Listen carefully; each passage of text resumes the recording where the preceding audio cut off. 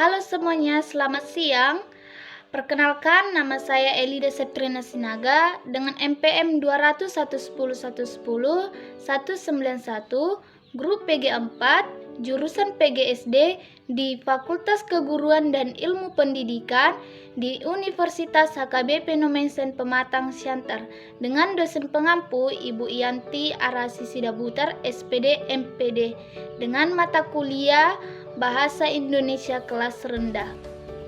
Baiklah, saya akan menjelaskan tentang strategi pembelajaran MMP, yaitu membaca, menulis permulaan. Membaca adalah suatu cara untuk mendapatkan informasi dari sesuatu yang ditulis. Membaca merupakan kegiatan yang membutuhkan keseimbangan yang baik, dimulai dari gerakan mata dan pemantapan pemikiran, serta kemampuan untuk menerima informasi dan menelaah informasi tersebut. Membaca menulis permulaan merupakan program pembelajaran yang diorientasikan kepada kemampuan pembaca dan menulis permulaan di kelas-kelas. Awal pada saat anak-anak mulai memasuki bangku sekolah, pembelajaran membaca permulaan diberikan di kelas-kelas 1 dan 2. Tujuannya yaitu agar siswa dapat membaca kata-kata dan kalimat sederhana dengan lancar dan tepat. Strategi pembelajaran. Dalam strategi pembelajaran itu ada yang pertama itu adalah metode EJA. Pembelajaran pembaca dan menulis permulaan dengan metode ini memulai pengajarannya dengan memperkenalkan huruf-huruf. Contohnya yaitu A, B, C, D, E, F, G seperti ini. A, B, C, D,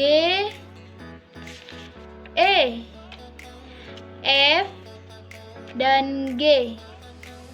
Dan kita bisa membuat kepada anak didik kita dengan dilafalkan sebagai A, B, B tambah E, B, baru C, D, E, F, G. Seperti kita bisa bernyanyi A, B, C, D, E, F, G, H, I, J, seperti itu. Dan yang kedua itu adalah metode bunyi.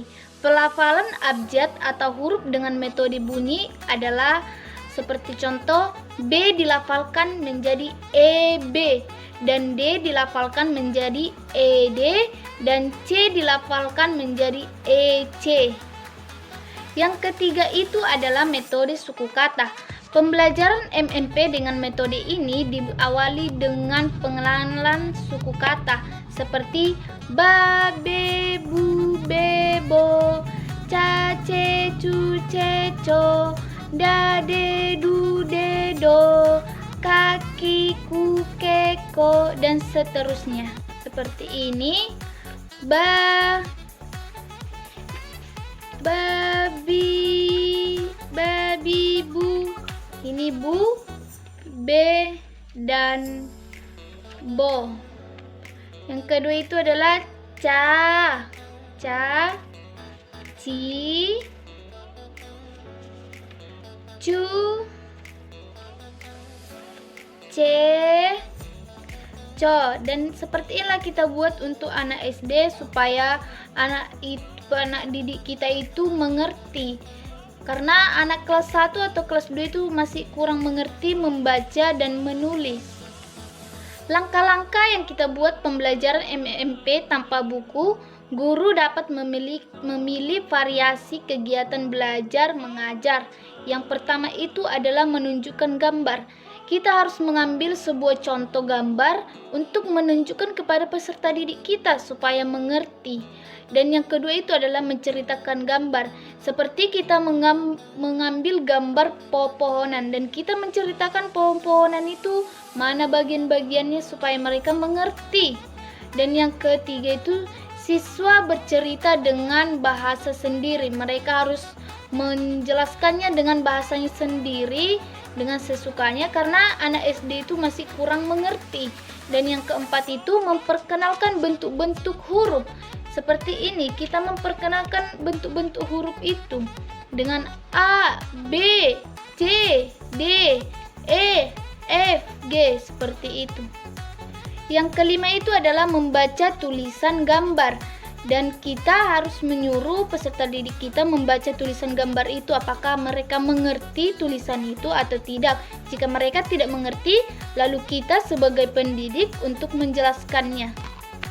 Dan yang selanjutnya itu adalah proses membaca yang baik. Kita harus mengajarkan kepada peserta didik kita bagaimana caranya kita proses membaca yang baik. Yang pertama itu adalah bertanya. Kita harus membuat kepada peserta didik kita memberikan kesempatan untuk bertanya. Buat anak-anak kami, apakah ada yang mau bertanya? Seperti itu. Yang kedua, kita lanjutkan dengan materinya. Dan yang ketiga itu pilih. Dan yang keempat adalah diskusikan. Kita harus mendiskusikan materi itu, yang mana yang tidak mengerti, yang mana yang dimengerti, lalu kita lanjutkan lagi, kita cari, baru kita simpulkan materi itu.